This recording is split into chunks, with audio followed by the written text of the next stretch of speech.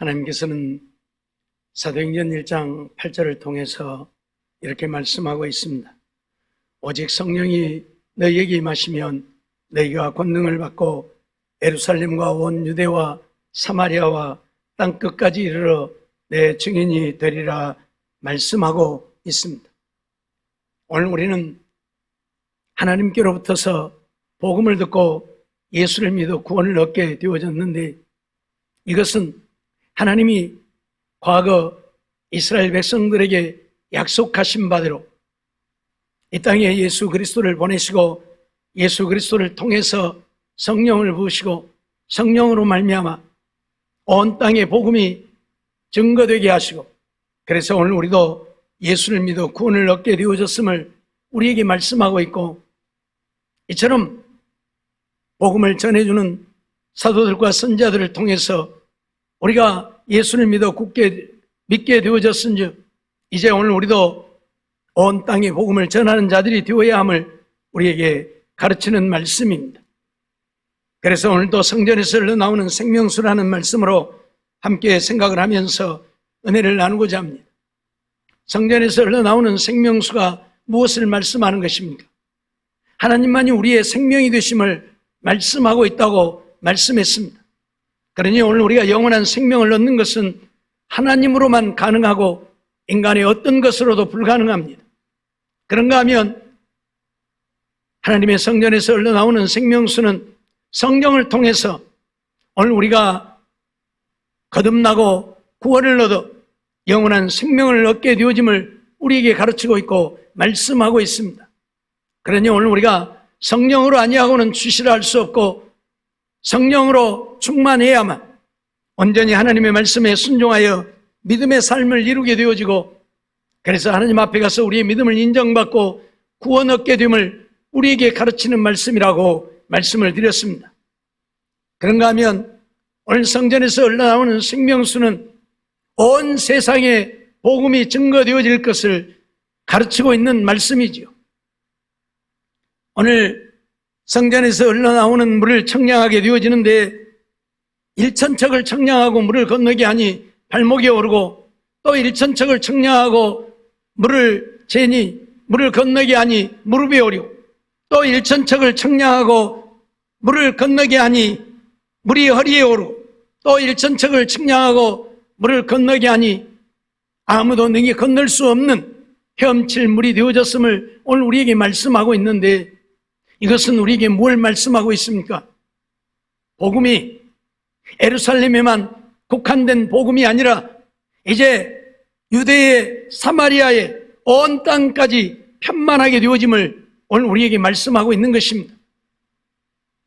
성전에서 흘러나오는 물이 우리 생명을 살게 하는 생명수인데, 그 물이 발목에 오른다고 하는 것은 예루살렘 백성들에게만 하나님의 생명이 증거되어져서 그들만이 구원을 얻게 되어졌음을 말하고 있고, 또 그 물이 흘러서 이제 예루살렘이 아니라 유대에까지 복음이 전해져서 온 유대가 하나님을 믿어 구원을 얻게 되어짐을 말씀하고 있는 것입니다. 허리에 오르게 되어지면 그 복음이 예루살렘과 유대뿐만 아니라 사마리아까지 증거되어짐을 오늘 우리에게 말씀하고 있고, 그 물이 능히 건너지 못할 헤엄칠 물이 되어진 것은 땅끝까지 주의 복음이 증거되어져서 온 세상에 하나님의 복음이 충만하게 되어질 것을 오늘 우리에게 말씀하고 있는 것입니다. 우리가 잘 아는 대로 구약시대에는 하나님은 이스라엘 백성들의 하나님이셨다 말할 수 있을 것입니다. 그러나 신약시대에는 온 세상 만민의 하나님이 되심을 오늘 우리에게 선언하고 있는 것입니다. 물론 구약시대에도 하나님은 온 세상을 주관하고 다스리시는 하나님이시였죠. 그러나 하나님의 생명, 구원의 역사는 이스라엘 백성들에게만 국한된 것이었습니다. 그런데 하나님께서는 이스라엘 백성들뿐만 아니라 온 세계 만민이 하나님을 믿어 구원을 얻게 하시려고 예수 그리스도를 이 땅에 보내시고, 예수 그리스도의 복음이 온 세상에 증거되어져서 오늘 우리도 하나님을 믿어 구원을 얻게 되어진 것이지요. 에스겔 선지자를 통해서 일찍이 하나님은 이걸 우리에게 보여주고 있고 말씀하고 있는 것입니다. 이스라엘 백성들, 예루살렘 백성들만이 구원을 얻는 자들이 아니라 유대도 사마리아도 온 세상의 모든 만민이 구원을 얻게 되어야 함을 우리에게 말씀하고 있고 가르치고 있는 것이지요. 오늘 우리는 이러한 말씀들을 통해서 하나님의 사랑을 다시 한번 생각하게 되어집니다. 하나님은 이스라엘 백성들에게만 생명을 주시고자 하신 하나님이 아니고 정말 하나님을 거역하고 거스리고 배반하고 하나님을 떠나 하나님과 원수 되어진 우리들까지도 하나님을 믿어 구원을 얻게 하시려고 에스겔 선지자를 통해서 성전에서부터 흘러나오는 생명수의 모습을 보여주고 있고 가르치고 있다는 사실입니다. 오늘 우리는 그렇기 때문에 이 말씀을 통해서 하나님의 복음은 온 세상 땅끝까지 증거되어야 한다는 사실을 기억하고 오늘 우리가 그 일을 감당하는 우리들의 삶이 되어져야 할 것입니다. 마태복음 24장 14절 말씀 보면 이 천국 복음이 모든 민족에게 증거되기 위하여 온 세상에 전파되리니 그제야 끝이 오리라 말씀을 하고 있죠. 이 천국 복음이 온 세상에 증거되어야 한다. 이스라엘 백성들은 하나님을 자기들의 하나님으로만 섬겼습니다. 이방인들은 그 하나님은 자기들과는 상관없는 신으로 여겼고 그래서 이방인들은 자기들 나름대로 자기들이 원하는 신을 섬기며 살았죠. 그런데 하나님은 이스라엘 백성들의 하나님만이 되시기를 원치 아니하셨고 이방인들의 하나님이 되시기를 원하셔서 에스겔 선지자에게 이 말씀을 하고 있고 보여주고 있고 가르치고 있고 그래서 에스겔 선지자에게 말씀하신 것처럼 온 세상에 복음이 전파되게 하기 위해서 예수 그리스도를 이 땅에 보내셨고 성령을 부으셔서 성령으로 말미암아 성령의 충만함을 입은 사도들이 선지자들이 복음 전하는 일에 목숨을 바쳤고 그들의 목숨을 바친 복음의 증거로 인해서 온 세계에 복음이 증거되게 되어졌고 이 복음을 받는 자들마다 자기들만 믿어 구원을 얻게 되어짐이 아니고 주님 말씀 따라서 온 세상에 전파되어야 하리라 하셨으니 이 복음이 세상에 증거되기 위해 오늘도 세계 각국에서 목숨을 걸고 복음을 전하고 있다는 사실을 오늘 우리는 기억해야 할 것입니다. 하나님의 복음은 온 세상에 증거되어 온 세상 만민이 하나님을 알고 믿어 구원을 얻기를 원하심이죠. 어느 특정한 사람들의 전유물이 아닌 온 세상 사람들이 진정 하나님을 믿어 하나님의 말씀대로 순종하여 삶으로 구원의 역사를 이루어 지옥이 아니라 천국에서 하나님과 함께 하늘의 영원한 영광을 누리며 살기를 원하셨던 하나님의 그 크신 사랑과 은혜를 오늘 우리는 잊어버리지 말고 기억해야 하고 그 사랑을 기억한다면 그 사랑 때문에 내가 믿어 구원을 얻게 되어졌으니 이제 주님의 그 사랑 나만 알고 나만 믿고 구원을 얻는 우리가 아니라 아직도 내 가정에 믿지 않는 자들에게 우리는 전하고 또 전하고 부지런히 전해야 할 것이고 내가 아는 모든 사람들에게 이 복음을 전하는 일에 우리는 힘을 써야 한다. 그런 말씀이죠. 사도행전 9장 13절로 15절 말씀 보면 아나니아가 대답하되 주여 이 사람에 대하여 내가 여러 사람에게 듣사온즉 그가 예루살렘에서 주의 성도에게 적지 않은 해를 끼쳤다 하더니 여기서도 주의 이름을 부르는 자를 결박할 권세를 대제사장들에게 받았나이다 하거늘 주께서 가라 이 사람은 내 이름을 이방인과 임금들과 이스라엘 자손들 앞에 전하기 위하여 택한 나의 그릇이라 말씀하는 것을 보게 되어지지요. 바울이 대제사장들에게 고난을 받아 다메섹에 가게 되어졌습니다. 그곳에 예수 믿는 자들을 잡아서 옥에 가두고 죽이는 데 앞장서려고 지금 대제사장의 고난을 위임받아 다메섹에 가다가 주님을 만나게 되어지죠. 호련히 둘러비치는 빛에 엎드러지고 큰 소리가 났는데 사울아 사울아 어찌하여 나를 핍박하느냐 하는 소리를 듣게 되어지죠.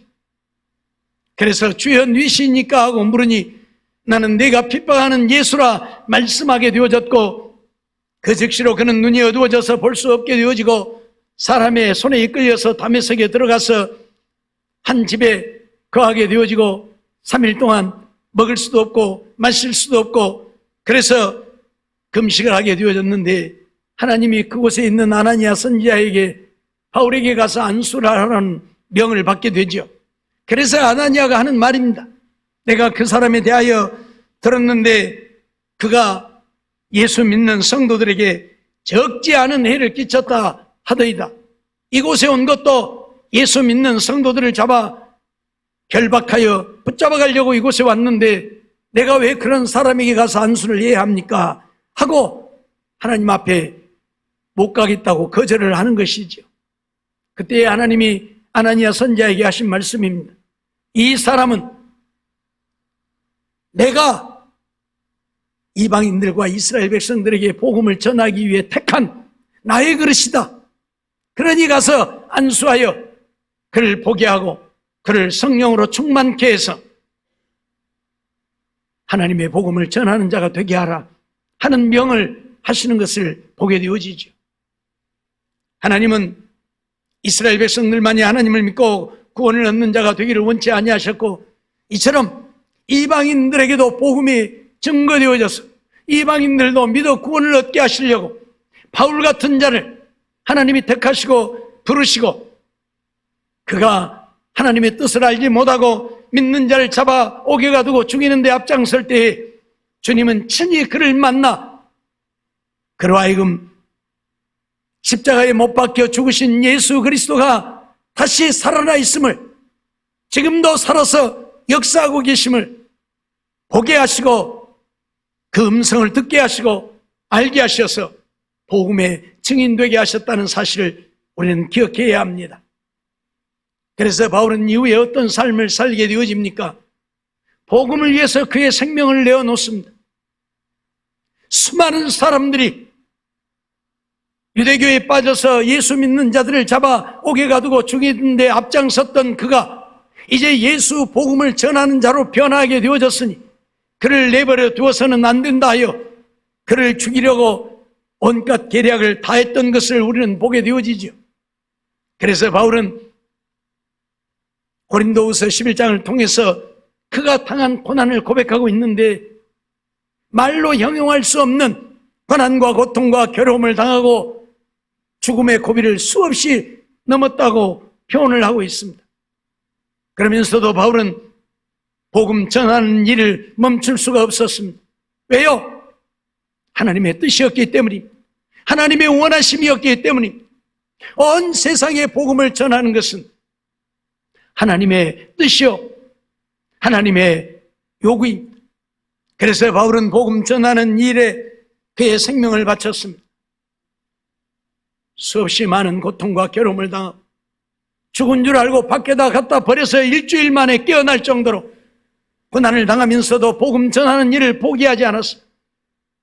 예루살렘에 올라가면 결박을 당하고 죽게 되어질 것이라고 하는 예언을 듣고서도 내가 예루살렘에 올라가 결박받을 뿐만 아니라 죽을 것도 각오하였노라고 고백하면서 복음 전하는 일을 감당했던 것을 보게 되어지죠. 디모데후서 4장 17절 말씀 보면 주께서 내 곁에 서서 나를 강건케 하시면 나로 말미암아 전도의 말씀이 온전히 전파되어 이방인으로 듣게 하려 하심이니 내가 사자의 입에서 건지웠느니라 고백을 합니다. 디모데에게 편지를 보내면서 내가 사자의 입에서 건지움을 얻어 죽음을 면하고 살게 되어진 것은 나로 하여금 온전히 전도의 말씀이 이방인에게 증거되어서 이방인이 듣게 하시려고 하나님이 나를 살리셨다 그렇게 말하고 있는 것입니다. 그렇습니다. 죽음의 고비를 넘나들면서도 포기하지 않았던 것은 바로 유대인의 하나님이 아니라 예루살렘 백성들의 하나님이 아니라 이방인들도 하나님을 믿어 구원을 얻어야 한다고 하는 이 하나님의 명령 앞에 바울은 자기를 돌아볼 겨를이 없었습니다. 에바브로디도가 바울을 돕는 일에 자기의 생명을 바쳤던 것처럼 바울 역시 주의 복음을 전하는 일에 생명을 바쳐 복음 사역을 감당했다고 하는 사실입니다. 영혼을 구원하는 일이기 때문입니다. 영원한 생명을 살리는 일이기 때문이었습니다. 사랑하는 성도 여러분, 오늘 우리는 하나님의 거룩한 뜻을 잊어버리지 말아야 합니다. 나만 예수 믿고 구원 얻으면 되는 것이 아니라 내 가정에 예수 믿지 않는 자들, 그들을 구원하라고 나로 하여금 예수 믿어 구원을 얻게 하신 것입니다. 나만 예수 믿고 천국 가면 되는 것이 아니라 내가 아는 지인들에게, 내 친구들에게, 내 이웃 사촌들에게 복음을 전하여 그들도 예수 믿어 구원 얻게 하라고 오늘 우리를 구원하셨다, 그 말입니다. 하나님의 복음은 온 천하에 충만하게 증거되어야 한다. 그걸 에스겔을 통해서 보여주시고 오늘 우리에게 그 사명을 주어서 감당하게 하고 있다, 그 말입니다. 사도행전 15장 7절 말씀을 보면 많은 변론이 있은 후에 베드로가 일어나 말하되 형제들아 너희도 알거니와 하나님이 이방인들로 내 입에서 복음의 말씀을 들어 믿게 하시려고 오래전부터 너희 가운데서 나를 택하시고 라고 베드로는 고백하고 있습니다. 베드로는 예수님의 사도이요, 베드로는 유대인, 그래서 유대인들 외에는 복음을 전해서는 안 된다고 생각을 했습니다. 그런 베드로가 이방인에게 복음을 전하는 사도가 되어진 이유가 무엇입니까? 사도행전 10장 34절로 35절 말씀을 보면 그런 말씀을 하고 있죠. 베드로가 입을 열어 가로되 내가 참으로 하나님은 사람의 외모를 취하지 아니하시고 각 나라 중 하나님을 경외하며 의를 행하는 사람은 하나님이 받으시는 줄 깨달았다 하고 고백을 하지요. 이 말씀을 하게 되어진 배경이 무엇입니까? 어느 날 갑자기 하나님이 보자기에다가 부정한 짐승들을 쌓아서 내려보냅니다. 그리고 베드로에게 잡아먹으라고 합니다. 베드로가 주여 내가 이런 부정한 짐승을 먹지 아니하는 것을 주께서 아시는데 어찌하여 이러한 부정한 부정한 짐승을 잡아먹으라 하십니까? 그랬더니 보자기가 올라갑니다. 그러더니 조금 있다 또 보자기가 내려옵니다. 베드로야 잡아먹으라. 아니 주님, 이런 부정한 음식을 먹지 말라 하셨고 그래서 내가 먹지 않는데 이런 부정한 짐승을 잡아먹으라 하시니 어쩐 일입니까? 그러니 또 보자기가 올라갑니다. 그러더니 또 보자기가 내려옵니다. 또다시 베드로야 잡아먹으라 말합니다. 그때에 고넬료의 가정에서 보낸 사람들이 베드로에게 왔습니다. 그래서 의인일로 왔느냐 물으니 우리 주인이 당신을 초청하여 당신을 부르러 왔습니다. 의인일로 나를 부르러 왔느냐? 복음을 듣고자 하여 부르러 왔습니다. 의인일로 나를 알고 왔느냐? 물었더니 하나님께서 우리 주인이 항상 기도하고 구제하는 것을 기억하시고 하나님이 우리 주인 고넬료에게 임하셔서 베드로를 청하라 하셨기에 오늘 우리가 당신을 부르러 왔나이다 라고 말을 하죠. 그때야 베드로가 깨닫게 되어진 것입니다. 아하, 이방인은 부정한 자들이고 이방인은 더러운 자들이고 이방인은 하나님을 믿어서는 안 되고 우리 유대인들의 하나님인 줄만 알았는데 하나님은 우리 유대인의 하나님뿐만 아니라 이방인의 하나님도 되시고자 하는구나. 그래서 저 이방인 되어진 이달리아 군대의 백부장인 고넬료에게도 복음을 전하게 하시려고 나를 부르셨구나. 그래서 베드로가 가서 그 고넬료의 가정에 가서 복음을 전하여 그들로 하여금 믿어 구원을 얻게 했던 것을 우리는 보게 되어진 것입니다. 그래서 베드로가 하는 이야기예요. 사도행전 15장 7절에 이방인에게 복음을 전해야 되느냐 말아야 되느냐 하는 많은 논란을 하게 되어진 끝에 베드로가 일어나서 하는 말입니다. 너희도 알거니와 하나님이 이방인들로 내 입에서 복음의 말씀을 들어 믿게 하시려고 오래전부터 너희 가운데서 나를 택했다. 나를 택했다. 하나님이 나를 택하셔서 사도가 되게 한 것은 유대인들 너희들에게 복음을 전하게 하려 하심이 아니라 이방인들에게도 복음을 전하여 저들로 하여금 믿어 구원을 얻게 하시려고 나를 택하셨다. 그렇게 지금 증언을 하고 있는 것입니다.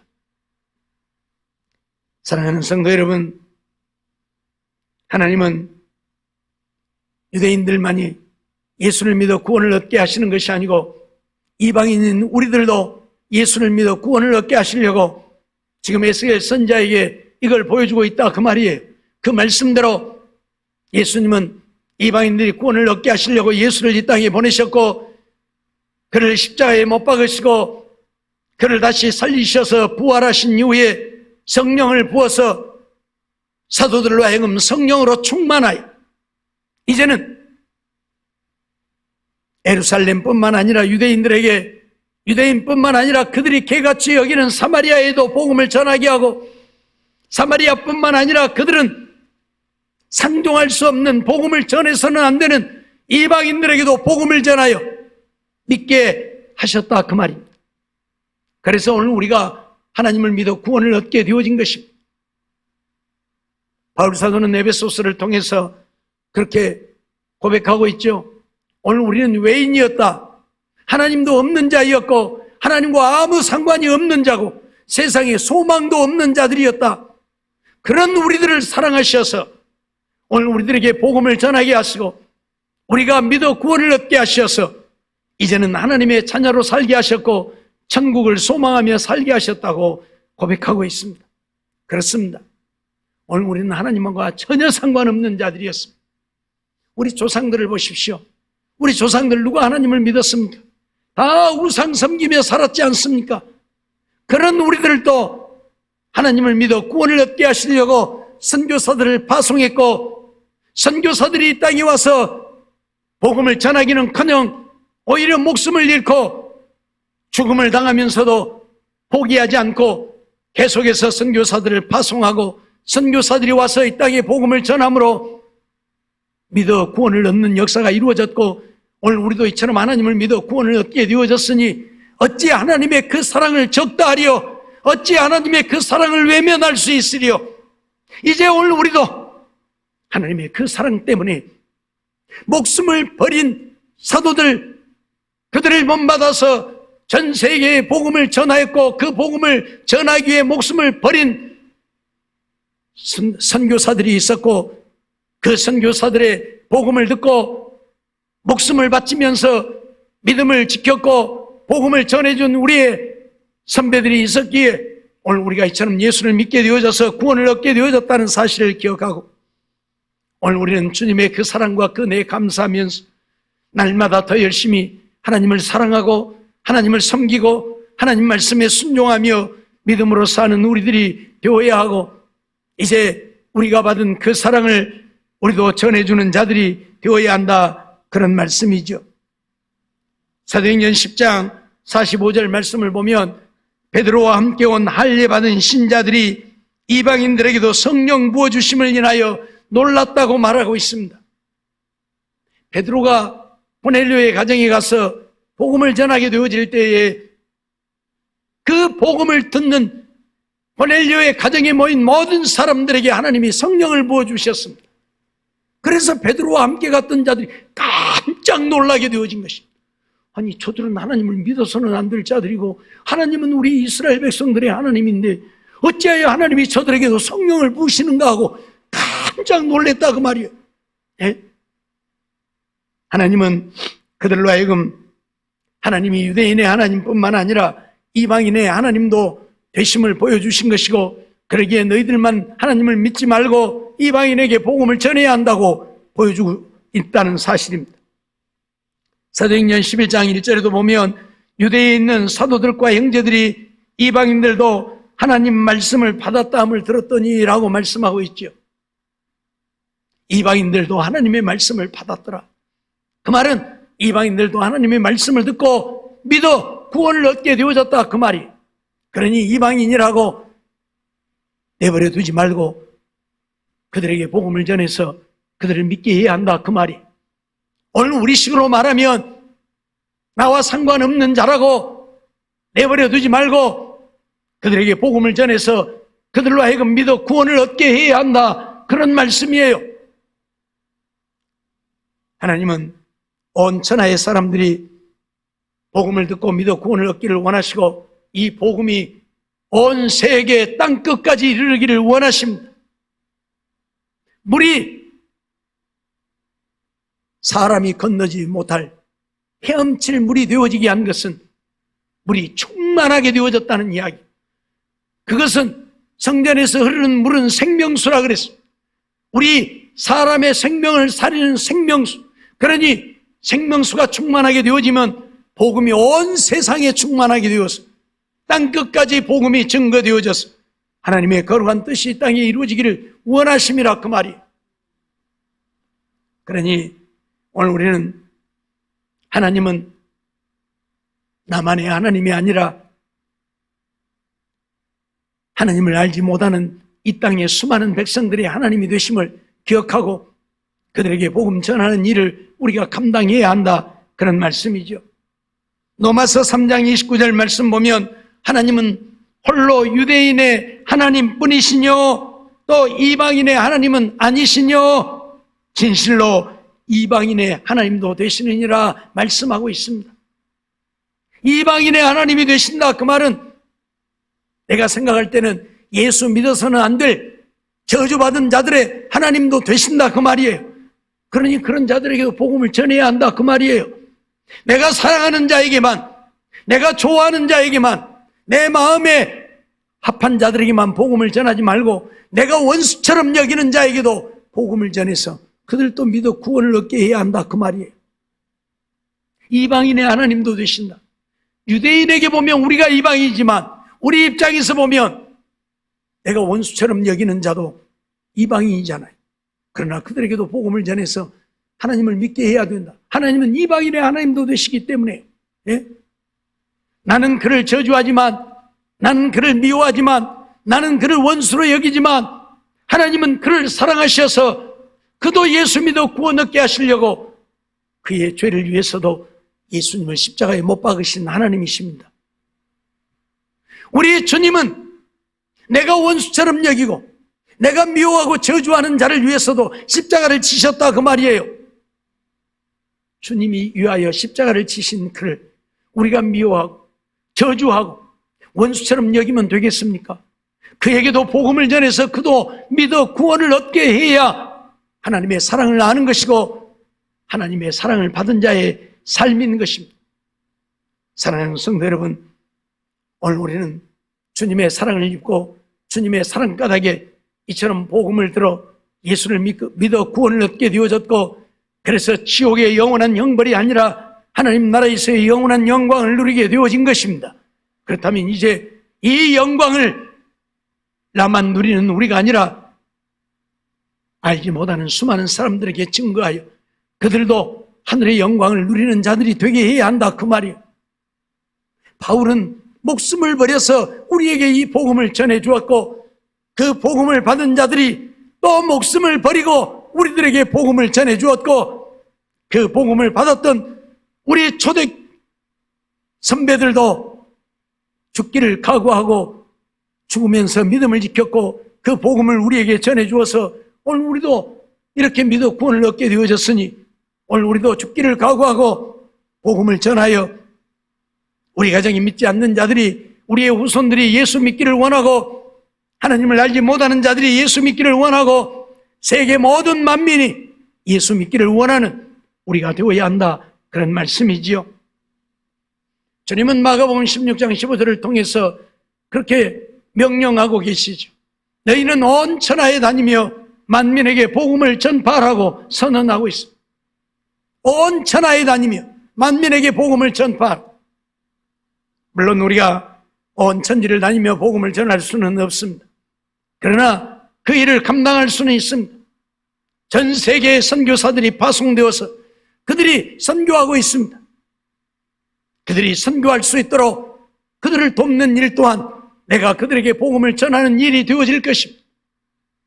심는 자만 필요한 것이 아니라 물 주는 자도 필요하듯이 복음을 전하는 자만 필요한 것이 아니라 그들이 복음을 전할 수 있도록 돕는 자도 필요한 것이고, 그래서 오늘 우리는 온 세상 모든 만민이 복음을 들을 수 있도록 우리가 복음 전하는 증인의 사명을 감당해야 한다, 그런 말씀이죠.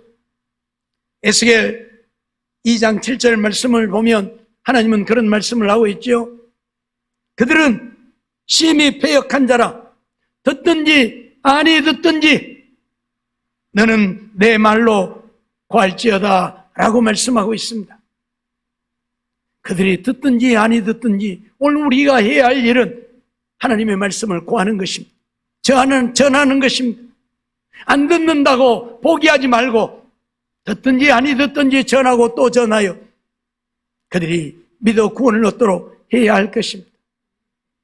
오늘 우리도 누군가에게 복음을 들었습니다. 처음 복음을 듣고 하나님 믿어야 되겠다고 교회 나온 사람 몇이나 됩니까? 거의 없지요. 다 몇 번씩 듣고 또 듣고 와서 또 믿자고 하고 또 와서 믿자고 하고 예수 믿어야 한다고 수없이 전하고 전할 때 마지못해서 나와서 예수 믿은 사람들이 대부분이잖아요. 한 번 예수 믿고 천국 가야 한다는 소리 듣고 예수 믿은 사람들 거의 없다니까요. 그러죠? 그러니 오늘 우리도 포기하지 말고 전하고 또 전하고 전하고 또 전해서 예수 믿어 구원 얻는 일에 우리가 쓰임받는 우리들의 삶이 되어야 할 것입니다. 사랑하는 성도 여러분, 오늘 에스겔 선지자를 통해서 보여주는 것은 온 천하의 복음이 충만하게 증거되어야 한다는 사실을 보여주고 있고, 그 일은 누가 감당해야 합니까? 오늘 저와 여러분이 감당해야 합니다. 예수 믿는 우리에게 너희는 온 천하에 다니며 만민에게 복음을 전파하라 했으니 우리가 감당해야 합니다. 사도행전 1장 8절에 말씀하고 있는 것처럼 그러기 위해서 우리가 성령으로 충만하여 예루살렘과 유대와 사마리아와 땅끝까지 복음을 전하라 하신 이 명령 지키는 우리들이 되어서 주님께 영광을 돌리고 잘하였다 인정받고 주님 앞에 서는 그날에 큰 상을 얻고 멸류관 쓰고 하나님 나라에 가서 하늘의 영광을 영원히 누리며 사는 우리 모두의 삶이 되어지기를 주의 이름으로 축원합니다.